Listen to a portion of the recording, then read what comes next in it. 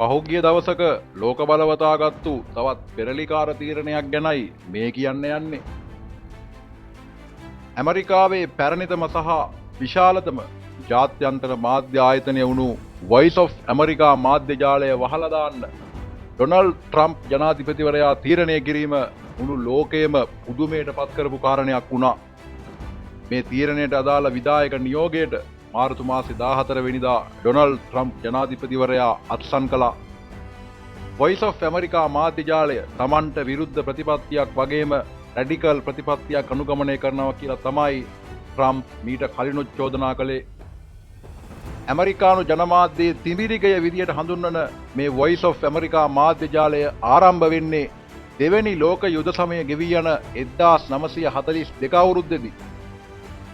නාසි සහ ජපන් ප්‍රචාරණවලට එරෙහි විකාශන ජාලයක් විදියට බිහිවෙන මේ වොයිස් ඔෆ් ඇමරිකා මාධ්‍ය ජාලය TBC මාධ්‍ය ජාලයෙන් කුලී පදනම මත ලබාගත්තු සම්ප්‍රේෂණ උපාංග භාවිත කරලා තමයි තමන්ගේ විකාශන කටයුතු මුලින්ම ආරම්භ කළේ. අද වෙද්දී ලෝකය පුරා භාෂා 48කින් විකාශන කටයුතු සිදු කරන වොයිස් ඔෆ් ඇමරිකා මාධ්‍ය ජාලය ගුවන්විදුලි, රූපවාහිනී, ඩිජිටල් කියන සියලු විද්‍යුත් මාධ්‍ය ජාල ඔස්සේ විකාශන කටයුතු කරගෙන යනවා. මිලියන 361 ඉක්මවපු ප්‍රේක්ෂක සහ ශ්‍රාවක ප්‍රජාවක් අද වෙද්දී මේ මාධ්‍ය ජාලය වටා රොක් වෙලා ඉන්නවා. වොයිස් ඔෆ් ඇමරිකා මාධ්‍ය ජාලය රාජ්‍ය මාධ්‍ය ආයතනයක් බවට පත් කිරීමේ විධායක නියෝගයට 1976 අවුරුද්දේදී අත්සන් කරන්නේ එවකට ඇමරිකාවේ ජනාධිපති ජෙරල්ඩ් ෆෝඩ් ජනාධිපතිවරයා.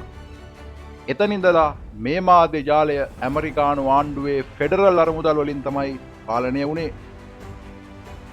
වාර්ෂික අයවැයෙන් මේ සඳහා වෙන් කෙරුණු මුදල ඇමරිකානු ඩොලර් මිලියන 267කටත් අධිකයි.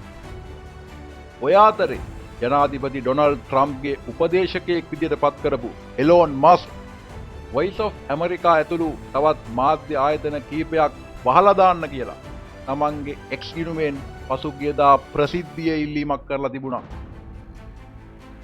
ඇමරිකානු ජනාධිපතිවරයා මෙහෙම වොයිස් ඔෆ් ඇමරිකා මාධ්‍ය ජාලය වහලා දාන්න තීරණය කිරීමත් එක්ක මේකේ සේවය කරපු 1300ක විතර සේවක පිරිසකට ගෙදර යන්න උනේ වැටුප් රහිත නිවාඩුත් එක්ක. ඇමරිකාවේ පැරණිතම ජාත්‍යන්තර මාධ්‍ය ජාලයක් මේ විදියට වහලා දාන්න තීරණය කිරීම හරහා රජයේ මාධ්‍ය මර්ධනකාරී වැඩපිළිවෙල පිළිඹු වෙනවා කියලා තමයි විචාරකයන් සහ ජනමාධ්‍ය ප්‍රවීණයන් අවධාරණය කරලා තිබුණේ. මේ තීරණය ගැන වොයිස් ඔෆ් ඇමරිකා අධ්‍යක්ෂවරයා කියලා තිබුණේ තමන් මේ ගැන හුඟක් දුක් වෙනවා කියලා.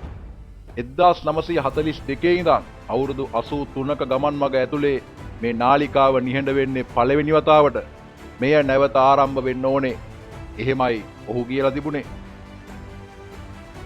ඒ වගේම ජාත්‍යන්තර මාධ්‍ය සංවිධාන මාධ්‍ය නිදහස සඳහා වන සංවිධාන කියලා තිබුණේ ට්‍රම්ප් ගත්තු මේ පියවර මාධ්‍ය නිදහසට එල්ල කළ බරපතල පහරක් කියලා. හැබැයි චීනය, රුසියාව, ඉරානය, කාම්බෝජය වගේ රටවල් නම් ඩොනල්ඩ් ට්‍රම්ප් ගත්තු මේ තීරණය ගැන ප්‍රසාදය පළ කරලා තිබුණා. චීන රජයට පක්ෂපාතී රජයේ මාධ්‍ය මේ ගැන කියලා තිබුණේ වොයිස් ඔෆ් ඇමරිකා කියන්නේ බොරු නිපදවන ෆැක්ටරි එකක් කියලා. කොහොම හරි ලෝක බලවතාගත්තු මේ තීරණය නම් රිවර්ස් වෙන එකක් නෑ කියලා තමයි බොහෝ විදේශ මාධ්‍ය වාර්තා කරලා තිබුණේ.